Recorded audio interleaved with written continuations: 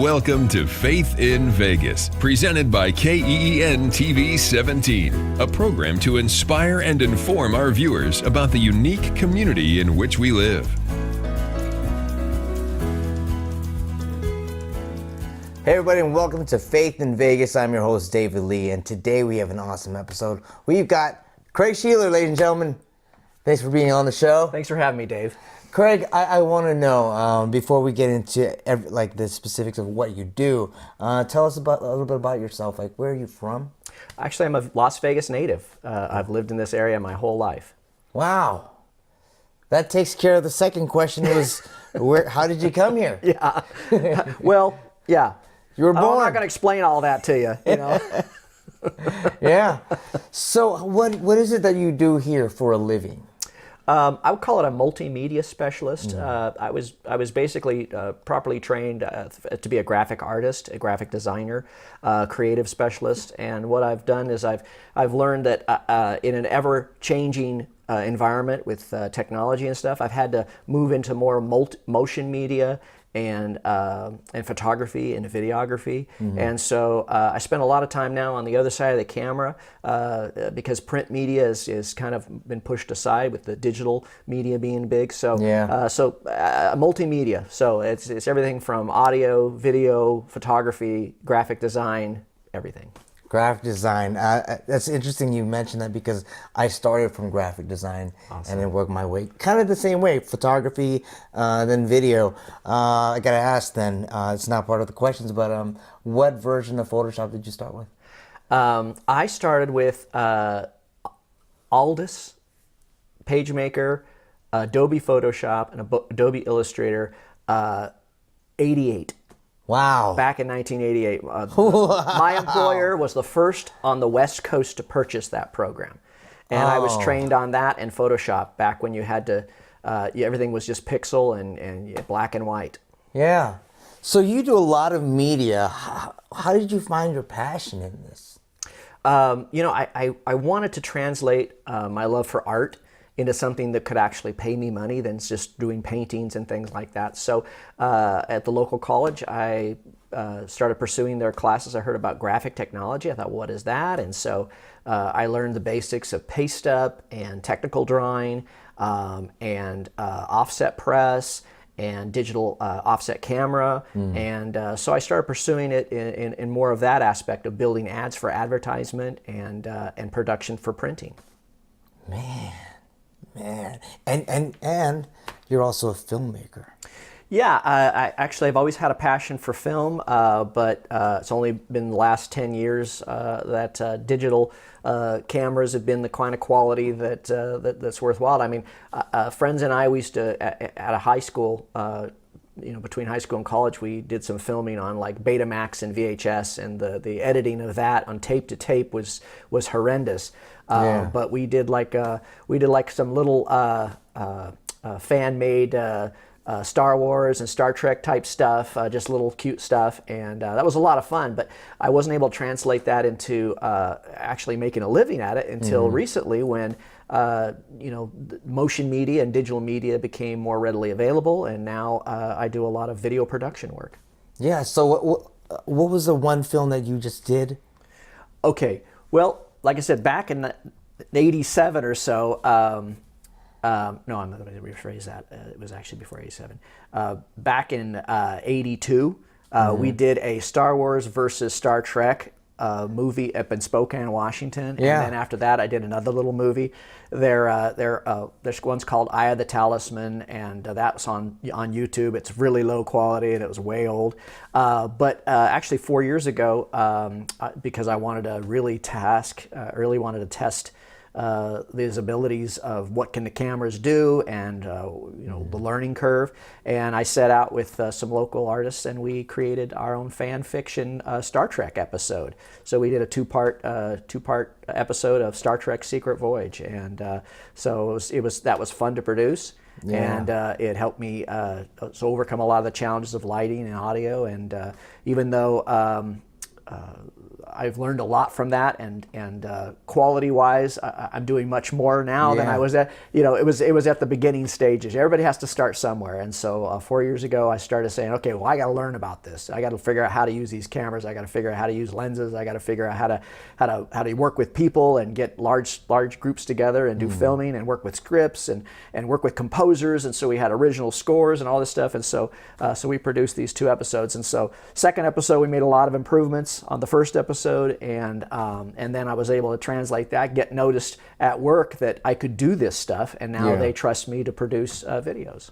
Wow, how big was your crew when you did that?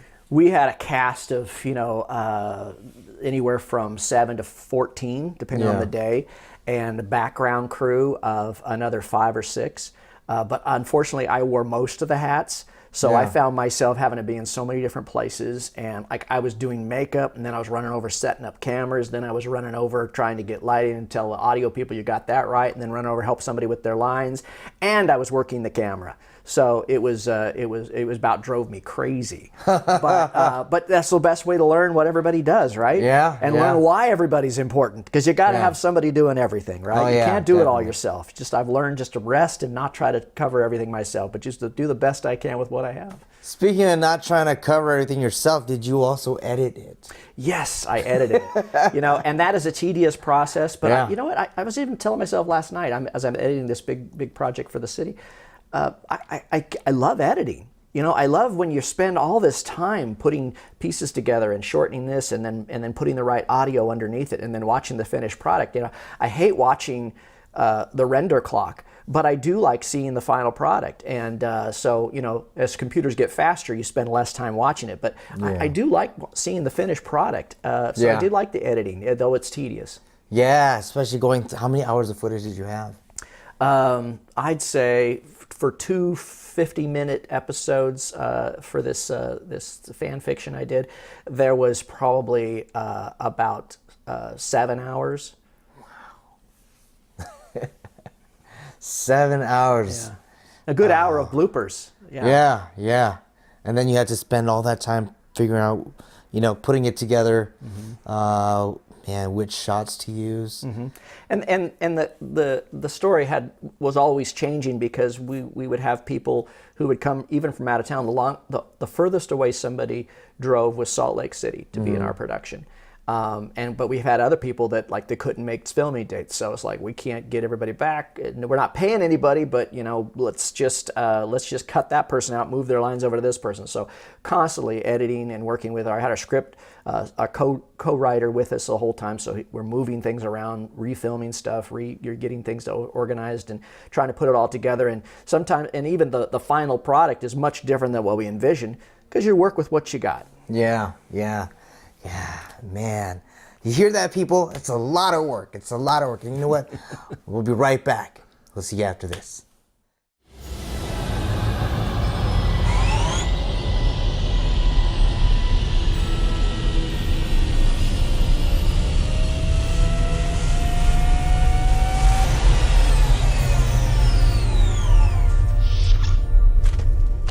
Aren't you a sight for sore eyes? We never made it to the Enterprise. We got shut down just over the East Rim. Dr. Cage is injured, but he'll be all right. He's still trying to mend a broken wrist. You know, physician, heal thyself. If I hadn't come across Devos, I don't know what I would have done. Her previous clothing was severely scorched. This is the best I could find. She's amazing with tools. She's even added a few improvements from her vessel in exchange for coming with us. Right, huh? Call yourself an engineer? I would call myself Tavas. Nice boots. Cloaking device. This might help us slip past the gong day, get us off this rock. Appears we owe you another one.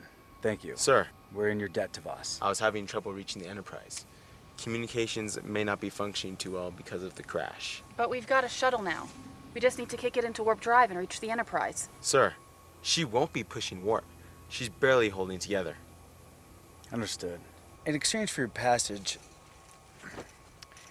I need your troubleshooting skills. See what you can do with those. Let me know if you can adapt those to the shuttlecraft's dilithium chambers at your own time. Federation science has discovered it can effectively increase the speed and efficiency of warp technology. I believe the captain hopes it will increase our chances. I cannot say without further analysis.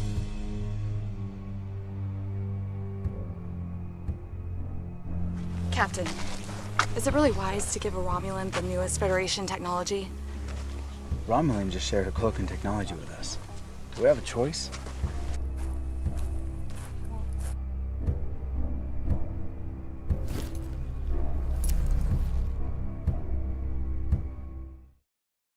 Hey everybody, welcome back. I'm still David Lee, and this is Craig Sheeler. Hey. All right, Craig, we were talking about your past and the things that you've done in the media arts, but you're also a very spiritual person. Yeah. Can you tell us about your walk, your Christian faith?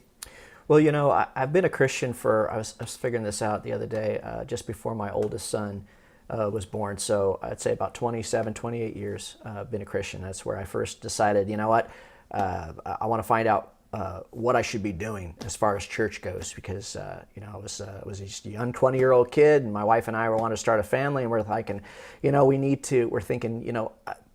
to do something spiritual. You know, we should probably look at going to church. So we went to a church, and I figured out right away that this is unique. This is about a relationship, and not about a religion. And so we started attending, and you know, it's like 25 years later, just when you think you know it all, you realize you really don't know anything.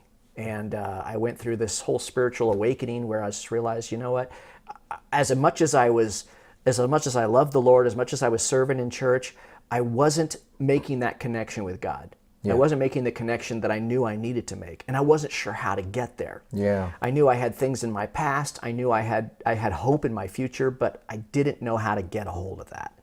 And so, so that's where I ended up today. Is just really learning to focus on that, and I'll lead a Bible study right now that is more of a life study. Really, it's sort of a discipleship program, and basically, it's about relationship. It uses biblical principles to lead us towards the relationships that are important in life. You know, Jesus said that the greatest commandment is this: love the Lord with all your heart, and then love your neighbor as yourself. And so that's what we teach. We teach, well, how do we love the Lord more? We need to understand Him better. We understand how He sees us, not how the world sees us, but how He sees us, and how important we are to Him.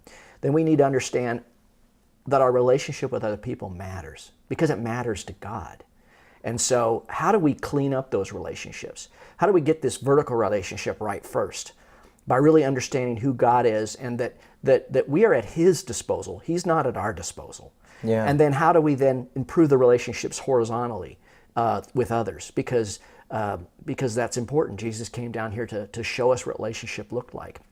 So how do we clean up relationships in our past? How do we improve them moving forward? How do we have more peace where we live right now? Yeah.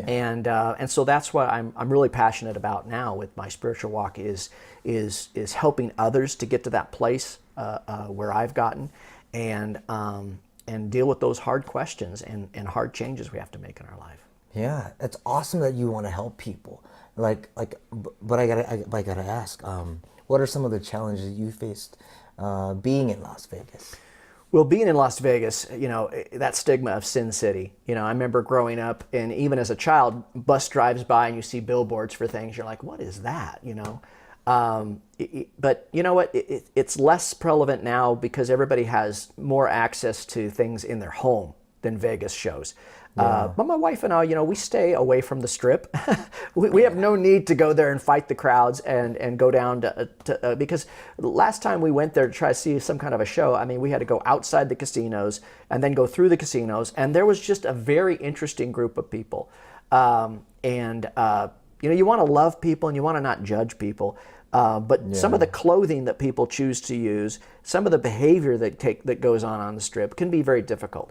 But I love Las Vegas. I love this valley. And, you know, most people outside of Las Vegas don't know that there's more to do than hit the casinos. Yeah. I remember visiting friends when my wife and I first got married. We went to visit some friends up in Washington, and they were like, they thought that she was a showgirl, and somehow I was either involved in the mob or I worked at a casino. It's like, we don't all live in hotel rooms, you know. Yeah.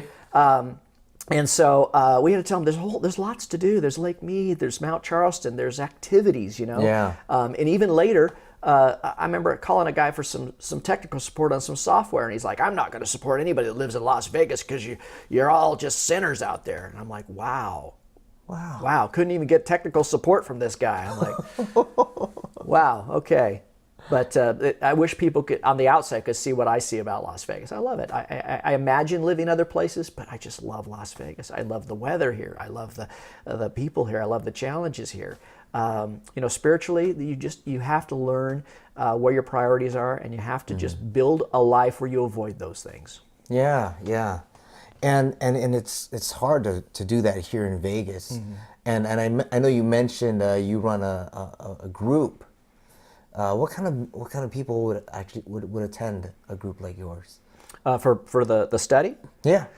People who are just who get themselves in a situation like I did, where it's like, I love the Lord, but I just don't know how to actively work this relationship out in my life. Yeah. Or maybe they're thinking, you know what, I don't know who this God is, but I know that my way's not working, and I need a different way.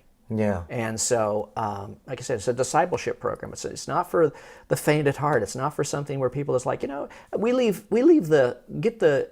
introduce you to Jesus stuff to Sunday morning. Yeah. What we try to do is go out deep and make it applicable to our lives.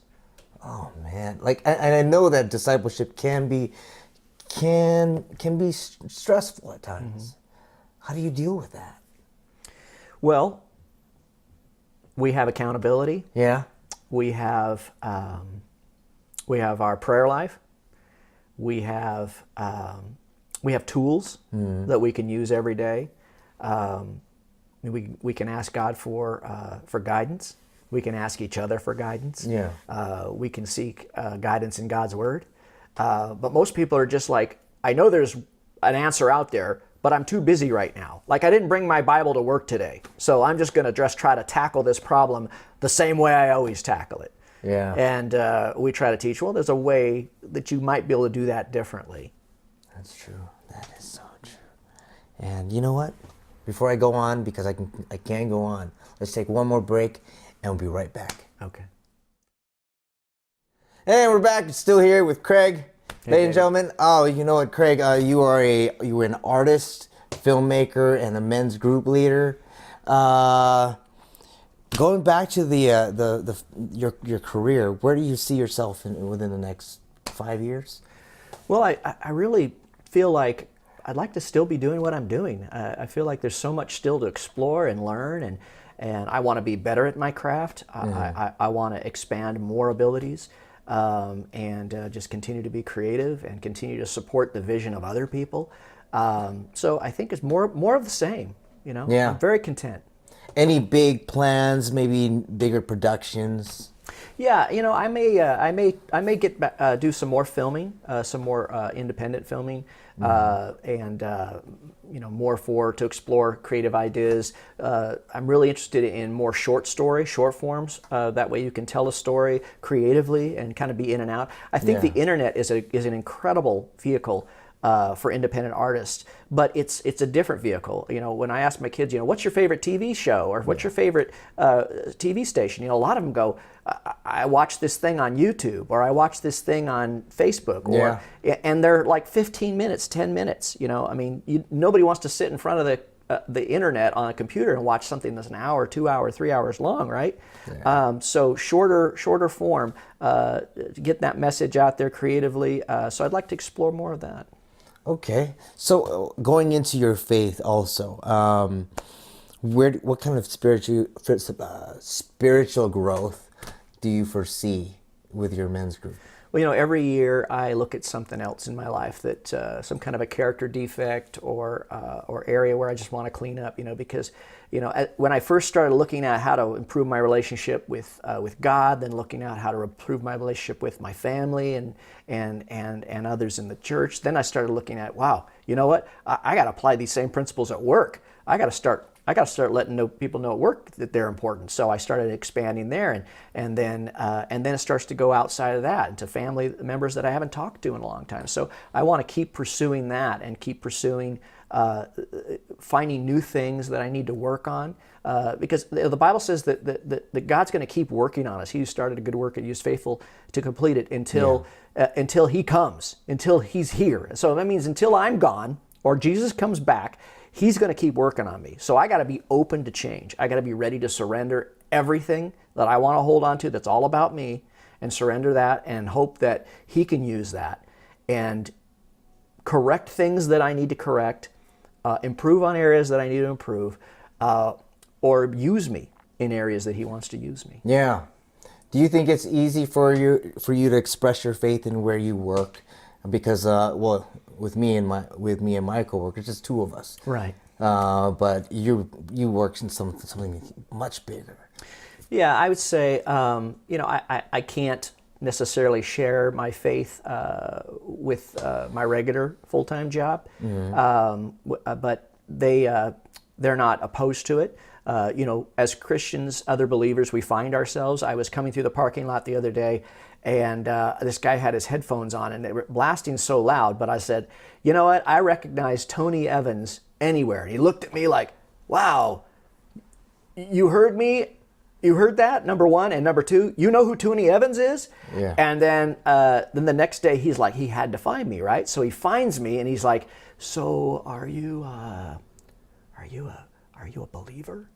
And I'm like, yeah, I am a believer. Like, I don't have to we don't have to whisper. It's going to be okay, I said, yes, I'm a believer, man. And so I made a connection with him. And so that's cool, Now I know there's somebody on the second floor that's also a believer and he said he was a new believer. I'm like, this is great, but be proud of your faith. Wow, yeah, that's crazy that he had to whisper. It feels like we're coming to the days where one day it's being a Christian is going to be like being a drug dealer. Yeah. Like, hey, dude. Yeah. Are you a card-carrying Christian? I don't have my card today. Yeah. Hey, Craig, if our audience wanted to reach you, how could they find you? Well, they could reach me. They could call me at 702-271-1664, or they could reach me on Facebook, or they could. I have both Craig Sheeler and Sheeler Studios on Facebook. Wow. Okay, man. Craig, thank you so much for being on the show. Thanks for having me. It was an honor. Ladies and gentlemen, find him, follow him, and watch us later. This has been Faith in Vegas. Craig, David, aloha. Thanks for watching Faith in Vegas, a presentation of KEEN TV 17. We hope you've enjoyed today's program, and we'd love to hear your comments and suggestions for the show. You can contact KEEN TV 17 at the address on the screen.